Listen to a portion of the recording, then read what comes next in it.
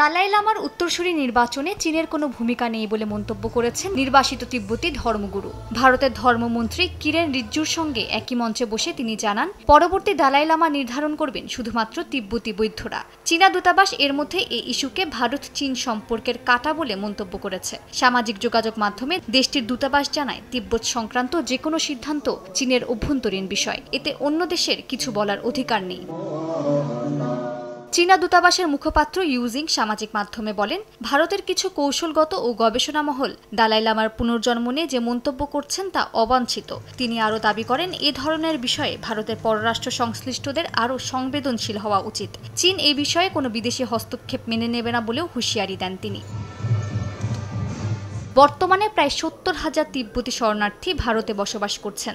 ভারতের ধর্মশালায় রয়েছে তিব্বত সরকারের নির্বাসিত সদর দফতরও। বহু কূটনীতিক বলছেন, দালাই লামার উপস্থিতি ভারতকে চীনের বিপরীতে কৌশলগত সুবিধা দেয়। তবে ভারতের পররাষ্ট্র মন্ত্রণালয় জানিয়েছে, তারা ধর্ম ও বিশ্বাস সংশ্লিষ্ট বিষয়ে কোনো অবস্থান নেয় না।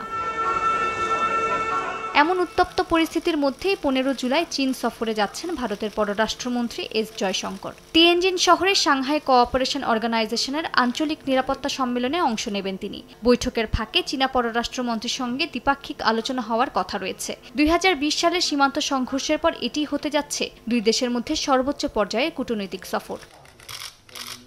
মালিহা সুহরওয়ার্দী, সময় সংবাদ।